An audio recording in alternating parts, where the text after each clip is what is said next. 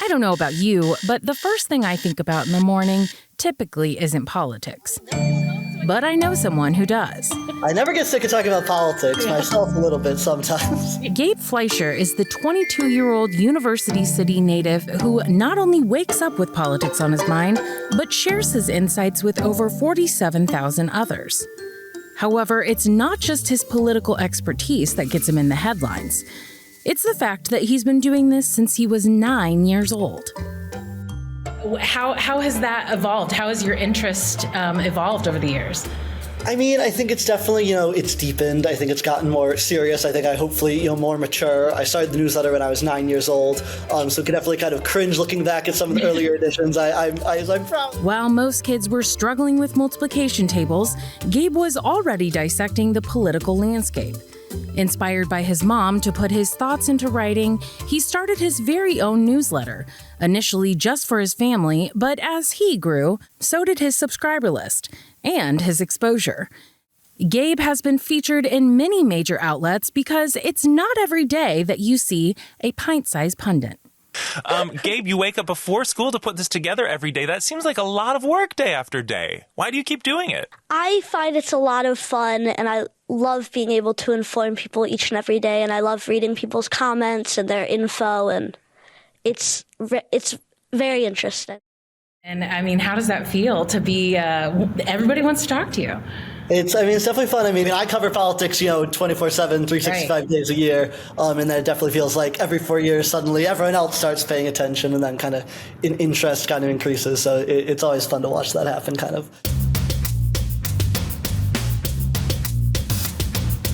Despite all the attention, Gabe's focus remains on one thing: bringing clear, unbiased news to his readers, even showing his commitment to factual statements in this 2017 satirical segment from Full Frontal with Samantha Bee. How would you report on this interview that you're sitting through? Maybe, nice kid gets bullied for comedy. How about nice kid gets bullied for comedy by beautiful woman? That might be veering into opinions, and that might be getting a little away from fact.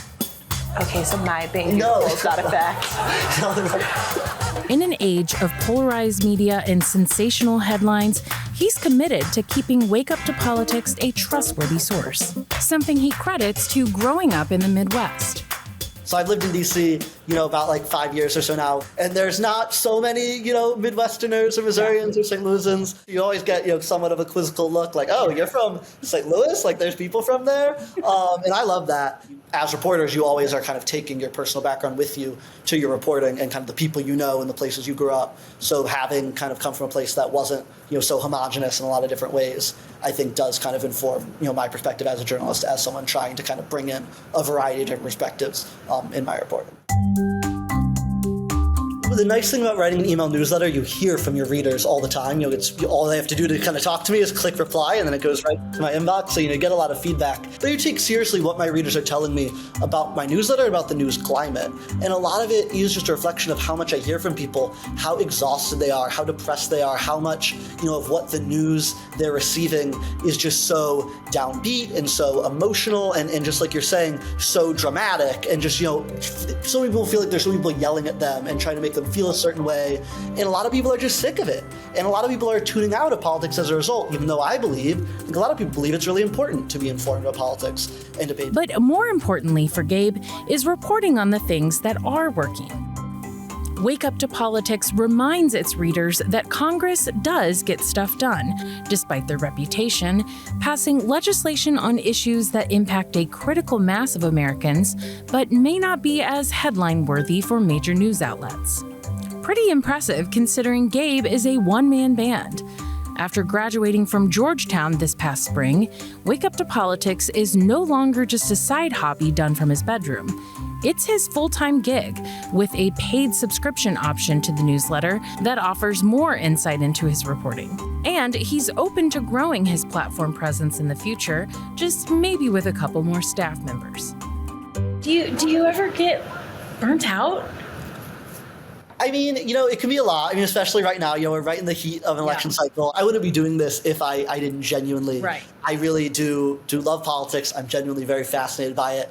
I love learning more about it, and I love being able to kind of, in some ways kind of teach people and just, kind of inform people and kind of. Sounds like something I've heard before. I find it's a lot of fun, and I love being able to inform people each and every day. Does your mom still subscribe to the newsletter? She does. I don't know if she reads it every morning, but she's still a subscriber. Yeah. So while he may no longer make headlines as the pint-sized pundit, there's one thing I know for sure. Gabe Fleisher won't be hitting the snooze button anytime soon. For Living St. Louis, I'm Brooke Butler.